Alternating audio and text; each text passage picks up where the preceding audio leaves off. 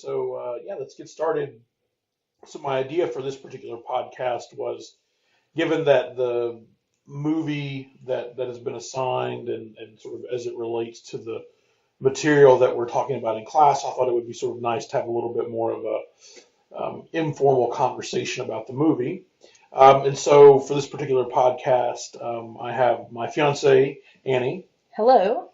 And Annie is an environmental journalist, freelance journalist who has interest in a wide array of disciplines, shall we say, but certainly has a big interest for environmental issues.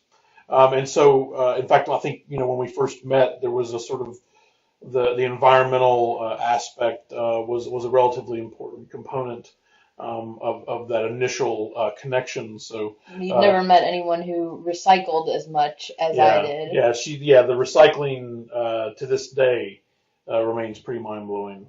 I'm honored. Thank you, dear. Well, yeah, you should be. At least, yeah, I think honor is a good word. Okay, moving on. Moving on.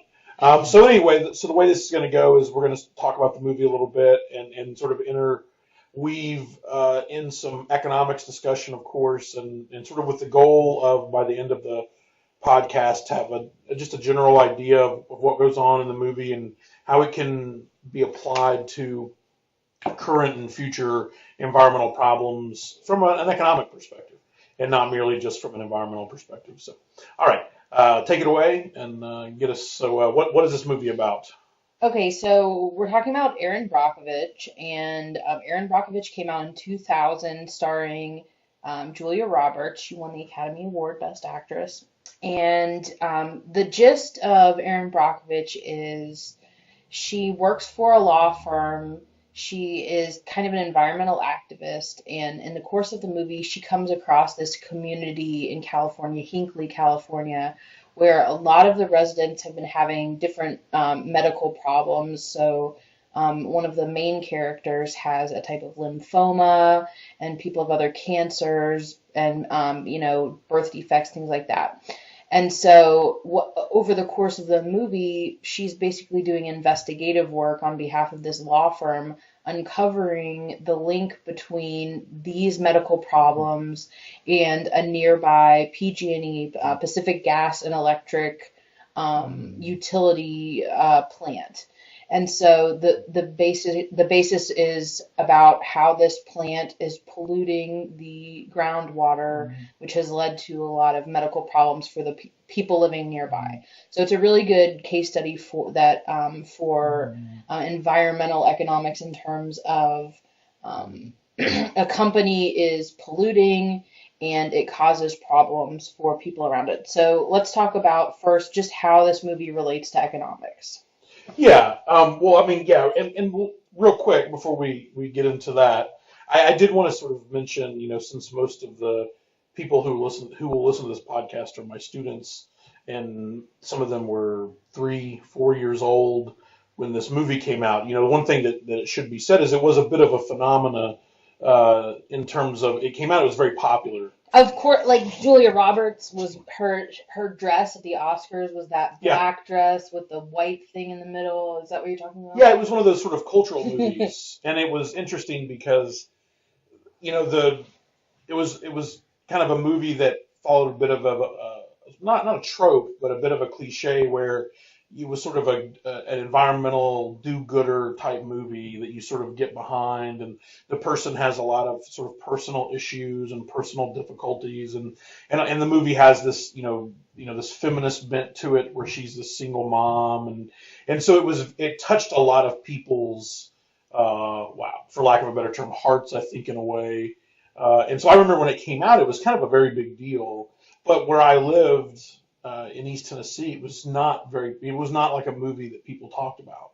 So I remember sort of hearing about it. What do you mean by that? Like they didn't like it? No, it just wasn't like a popular make it into movie. The zeitgeist. Yeah, it wasn't the type of movie that was something. It wasn't the type of movie that was popular in my hometown at the time. I mean, people I'm sure some people would see it, but I'm saying in the movies that were always talked about around my sort of hometown were sort of more of the traditional kind of big blockbuster movies. This was a movie that I remember sort of hearing a lot about, but never seen for a long time. Yeah, I think like, when you talk about the feminist line of it, that's certainly one of the things I really remember about it personally is, especially the trailer for the movie, they really played up like the kind of almost trashiness of Erin Brockovich's attire and her boobs and that whole thing juxtaposed with this job that she's doing that's really crucial and the fact that she's running this family and she's trying to juggle it all and yet some people are kind of just like boiling her down to her appearance and there's this really great buried feminist message in the whole thing that I think kind of spurred on another um, determination or like for another generation of women my age to take it upon themselves to really better their communities in much stronger ways than they had even imagined. So for that reason, I think, yeah, Erin Brockovich, it's a feel good movie. It's one of those, like you say, an everyday hero movies. It's definitely got that 90s vibe to it where it's, got that production value of down, very down, and there's this exaltation at the pinnacle of the movie. It's like it's very story-esque, which you wonder sometimes if that's Hollywood or the real story. Um, but yeah, it's a good movie. Well, yeah, I don't think that's one thing that I don't think we've mentioned that it is a completely true story. Right. Yeah, I mean, all of this happened. Erin Brockovich is a real person. PG&E is a real company who caused people to have Oh cancer. yeah. And so, Still a very successful company. Still made a multi-billion dollar company, or yeah, billion dollar company. And then also Erin Brockovich is still doing the water quality thing. I think she's been really involved in that West Virginia water pollution case that came out a few years ago. oh, and she was also, I think, one of the few very vocal people talking about Flint. Yeah, one of the first to She Flint. went to Yeah. Flint. She went to Flint very Hmm. early on, and so yeah, the movie is interesting. I think in terms of that sort of movies based on a true story. Given that so much of this was public record, because it was it's a movie about essentially a lawsuit, both the sort of getting all of the signatures required to kind of have a class action lawsuit against a big billion-dollar company. It shows how hard it is for people who find themselves being negatively impacted in environmental ways. It's very difficult, in fact, to bring lawsuits against big companies because of the Mm. way in which we handle environmental issues. And so this brings me back to the economics of it because the litigiousness of our system and the way in which environmental policy ultimately gets carried out, it would be sort of considered relatively inefficient. So the sort of economics of the movie really kind of follow along a couple of very relatively simple lines. First off, there's this property rights issue that's kind of at the heart of the movie, where the water table that gets polluted from the chemicals that leach from the retention ponds and the tanks from the PG&E plant, or sort of illustrates a very big issue with environmental problems where you cannot necessarily define property rights very well.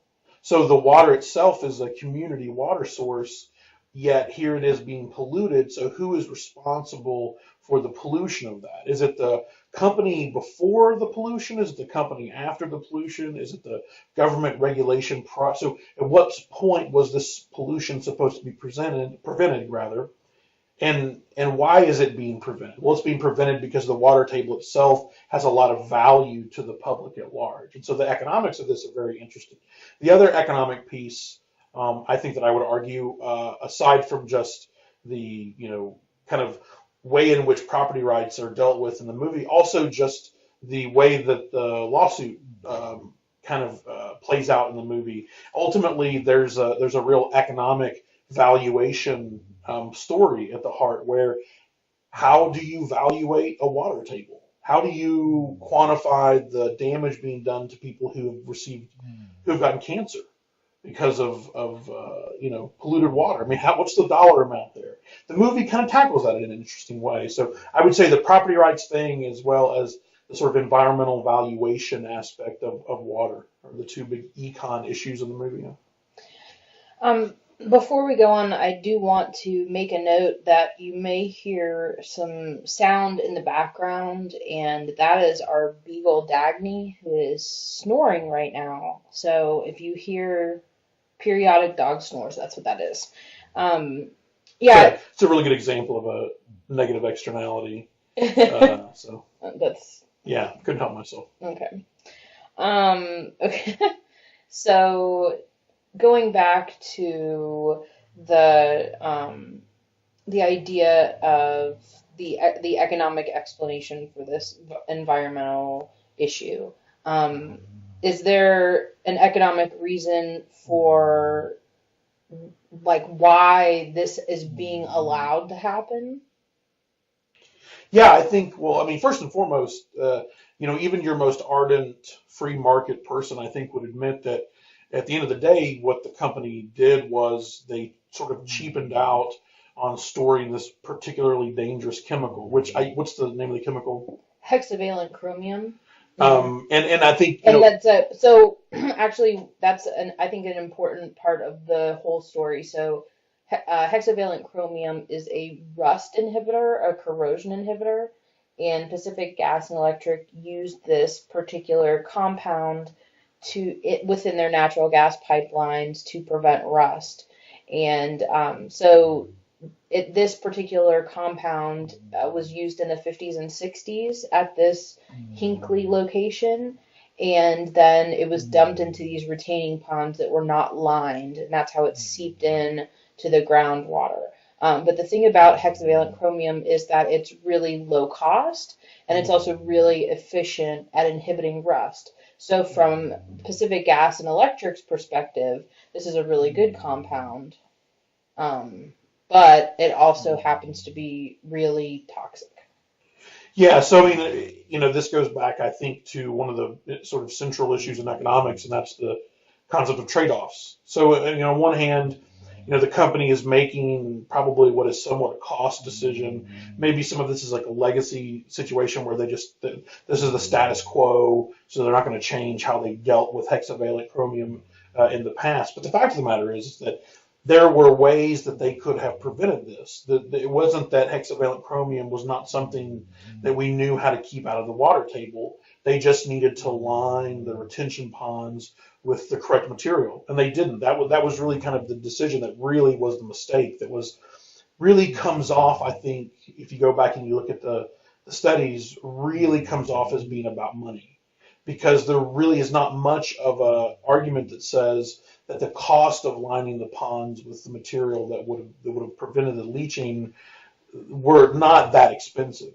And so I would argue that really profit maximization in the face of a negative externality like this is really the economic story on the production side. So what you're saying essentially is PG&E wanted to save a buck by not having to pay for the liners for those ponds. But couldn't, I mean, when you look at so that was in the 50s and 60s, and then they started dumping it into, and then in the 80s and 90s is when people really started to have health problems because by then it had traveled, it had migrated through that water table into their properties with their private wells and all that jazz. So the long-term effects for PG&E is that was really expensive for them because eventually they had to have a lawsuit and they had to pay out for that. They also, from a public relations perspective, lost a lot of trust with the public.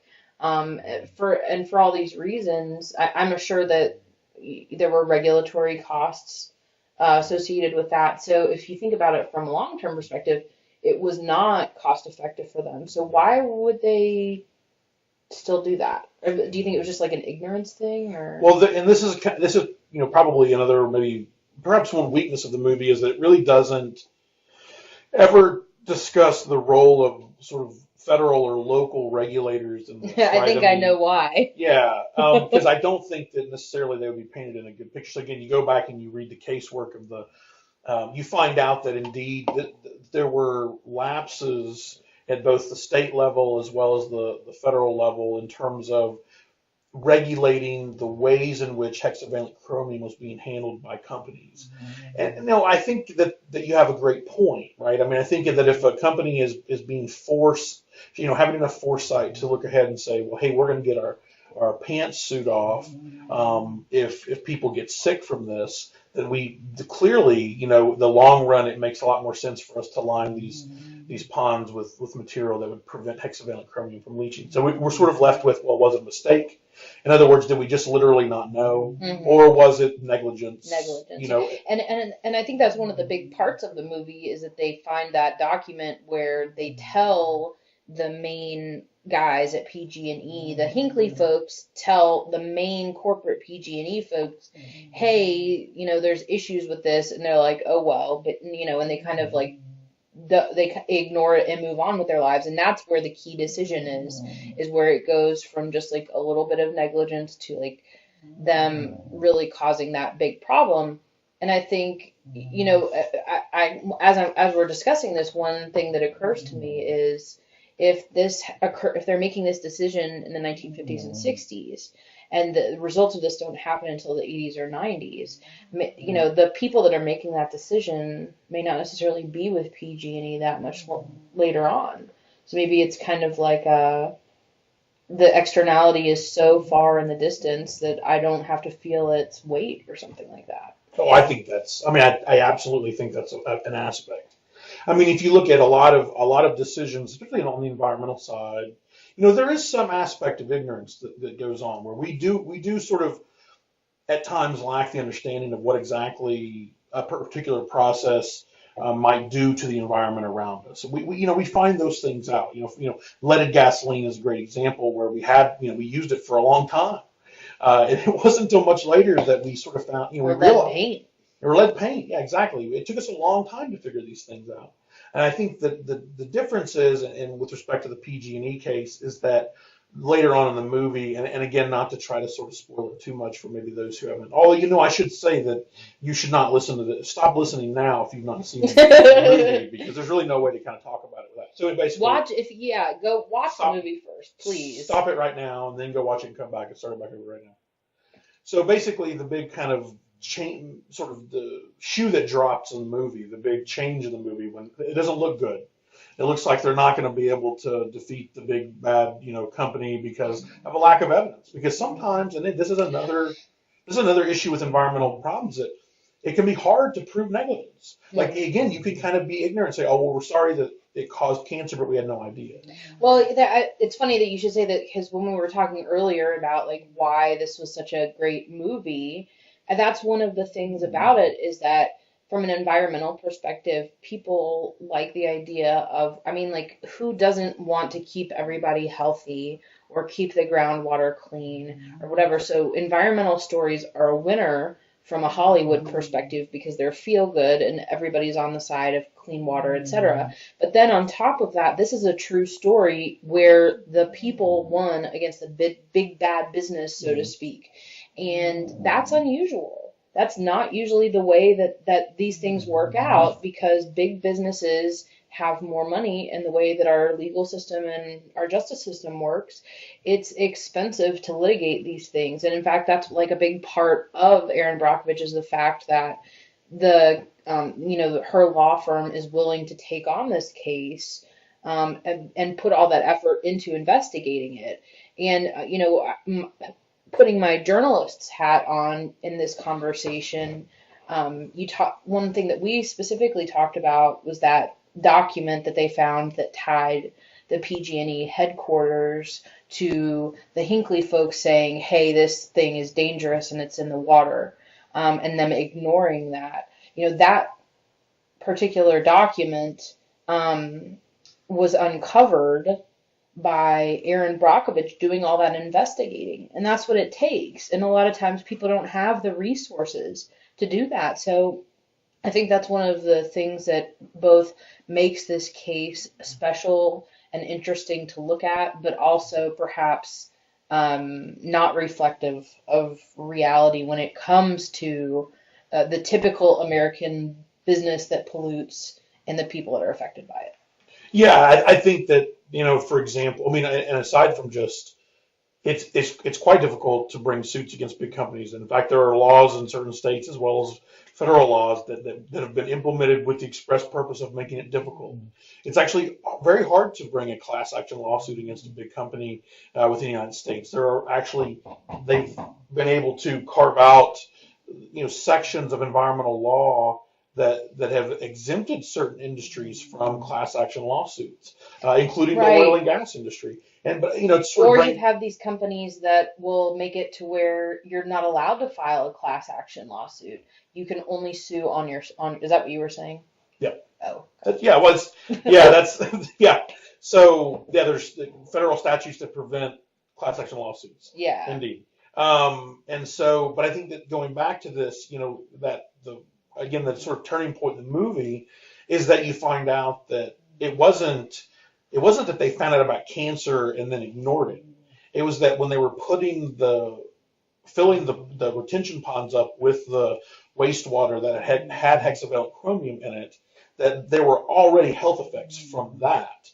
The guys that were putting the Yeah, stuff into the right. pond started having really bad health problems. And then, like, I think some of those individuals, if you go back and look at the case, like the first few people ended up having really bad Crohn's disease. So, yeah, that's what he says in the movie. He talks about how his brother's guts had to get completely removed because he had Crohn's disease, Right. because he was the one pumping the actual hexavalent chromium into the Right. pond, And that's the and then thing. it leached into Yeah. the water table. And it was It, much more dilute when it hit those yeah, people. And that's the thing, is that this particular compound was like really, that it was really toxic.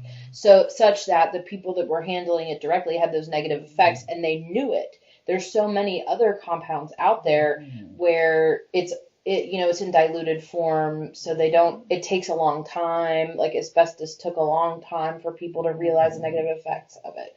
So this is a good case study for that reason, because they knew that this was a dangerous compound, and in a lot of other cases, like you say, it's hard to prove that they knew it. yeah. I mean, this shows up in a lot of other issues where you will have a relatively small, and it's a lot of water pollution problems where you'll have a relatively small, highly diluted, sort of chemical element that is a small portion of a relatively large soup of other chemicals, but it'll really be that one chemical that is especially damaging. So, like for example, if you look at fracking fluid, the majority of fracking fluid is quite benign, but the one sort of the really nefarious components of fracking fluid that come up are your benzenes and the things that alter human DNA in such a way that cause cancer. I mean, and that's what hexavalent chromium did, is that it actually, a prolonged exposure, sort of inhaling the fumes as it was being pumped in the retention ponds is one way to be exposed. And then you have people who were drinking the water that had the hexavalent chromium leached into it. And those people, of course, had a lot more of the cancers. And so how people were exposed to it. I mean, and that's the other thing, is that it's not just merely about drinking poison water. It's just simply being about exposed to the fumes. Yeah, and if you, like, say you don't have a lot of people that are exposed to it, so but they're exposed to it in different ways, they may have different symptoms. To which point you go to you go to take that to a lawsuit, and then they go, well, these people have all different symptoms. How can you prove that that was caused by the same compound? But it's, and that's the issue when you're combining environmental, health, and business. All those three things combined, each individual piece is very complicated, and then when you try and bring them all together, it becomes really difficult, which is why economics is so useful. So to that point, how would an economist suggest that a company like PG&E could have avoided this situation? Well, I think that, you know, usually economists like to tell stories about, environmental problems that we can solve with market-based mechanisms, where we can sort of use the incentives of the market to get people to behave in what we might call socially efficient ways. I think because the chemical, compound here, the hexavalent chromium, is such a, sort of disaster for human health.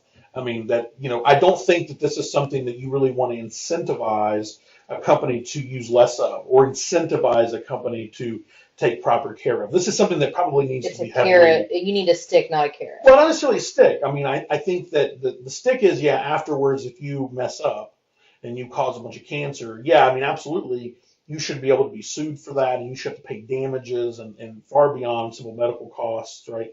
But beyond that, I think that, yeah, the other sort of economic component, aside from just the litigious aspect of it, is simply that this just simply needs to be regulated. Like there's no way, what economic incentive could you have other than the litigious aspect that would have prevented this? The only way you could have done it really would have been if the government would have provided the company the material free and said, okay, we'll give you this material to line your ponds. You just use it. This will prevent the hexavalent chromium from getting into the water, and we, because it could be this public disaster, we'll provide it publicly. I mean, that's something else that could have happened. So again, this goes back to the relationship that PG&E has with environmental protection agencies at the state and various state and local levels. You got to know what's going on. You got to know the information systems. There cannot be too many information asymmetries, and because once they sort of pile up, then you have these sort of disasters where you don't even know what's going on until it maybe becomes too big of a problem. And maybe the folks at PG&E thought the issue with the chromium was only with the people that were putting it into the ponds, and that they were no longer putting it into the ponds. They had better gas masks now. But then, of course, we later find out that it's leaching into the well water, and now people are actually getting sick, other than just the fumes, from the fumes. And so maybe they didn't know about it until then. But again, it doesn't look good. There's a lot of internal memos, as you mentioned, which suggest that the company knew a Yeah. lot more than what was going on. And hexavalent chromium was known to be awful. I mean, it Well, wasn't, that's my question is like, kind of taking the whole like gun control look at things. You know, PG&E is the one using the chemical, but who's selling that chemical? And do they not have a responsibility in that whole process to say, hey, this chemical is really dangerous, only use it in these circumstances, and if you're going to dispose of it, only do it in this way. Now, I think one of the realities is that we're saying this with like 2017 perspective, and in 20, or yeah, not 2050, 1950s, 1960s, those folks, they just simply didn't have the knowledge that we have now. And so I think it's a combo of ignorance, and once they did find out, it was more of you have two choices. It's like you mess up out of ignorance, and then once you find out that you've messed up, you have two choices from there. Do you go, oh geez, let's fix this, or do you go, oh God, let's cover this up? yeah. Well, and I think also there's something to be said about how PG&E fought this. I mean, they really fought from a PR perspective. They did not want it to come out that they had caused these people to have cancer, but whom they had. And so for them, the lawsuit wasn't really so much about them being unwilling to help pay for people's medical bills, but it's mainly about trying to prevent, so they try to do that kind of sort of cliched settlement. Here's a cheap settlement, and you can't say anything about it. You have a non-disclosure agreement, and that was the other thing. So this is the other part of the movie that I'm just now remembering. But PG&E actually had employees sign non-disclosure agreements, so they weren't technically supposed to talk about the hexavalent chromium. That's the other. I just now remember that. So that was the other sort of component where a lot of this is about information. Yeah. And if a company is allowed to withhold potentially public health safety reducing behavior, I mean, that's a problem. That's not good. And that really cuts through any sort of idea of a market. There's no notion that an economic market requires us to necessarily put ourselves at risk. And if it is, one has to sort of question whether that market is suitable. I don't think causing a bunch of Crohn's disease and cancer. When you look at really all it would have taken would have been some more expensive liners. I don't think Right. anybody would suggest that was worth it. Well, I think the way I see it is that the market could take care of this issue, but it would take much longer. And that's why you need like government regulators and those folks to come in and say, hey, listen here. do the right thing. Well, yeah, and PG&E is a company with a lot of market power, and Yeah. so that means that they're a company that in a sense is, you think about the sort of too big to fail argument against banks. It's almost like PG&E is a bit too big to fail for their regional energy needs, and so that's another Well, they don't have a competitor, right? well, essentially no, right? They're a regulated monopoly. Something we haven't talked about in class yet. But yeah, since they're a regulated monopoly, they are in some sense free from what might be the market cost of the bad publicity. So even if we knew about it, would you even be able, like, BP, BP's still a company. It's not like because of the BP oil spill now they had to fold up shop. Oh yeah. Same They thing with yeah, PG&E. their profits went up. So it's funny because even in both of those cases where there were these terrible disasters, you'd think to yourself from like almost a Hollywood perspective, you imagine that when something that terrible and catastrophic happens, that the bad guys like defeated.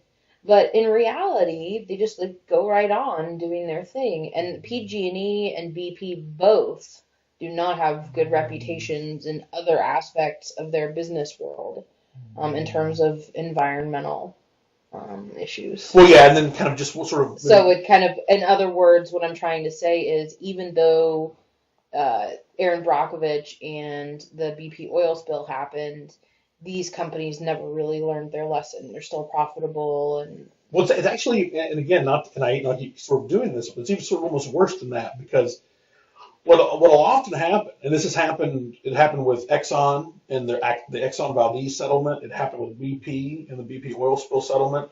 I cannot remember if it happened with PG&E, but I'm almost certain it did, where the company will agree to pay these huge settlements. That's the headline in the newspaper. PG&E pays out this settlement, BP pays out this settlement. But in both the Exxon Valdez case and the BP case, they actually would then later go back and appeal those, and so then they would have the punitive damages would be reduced, and so both Exxon and BP were able to argue their fines down. And what's funny is that those stories always get far less right. media attention than the initial settlement amount.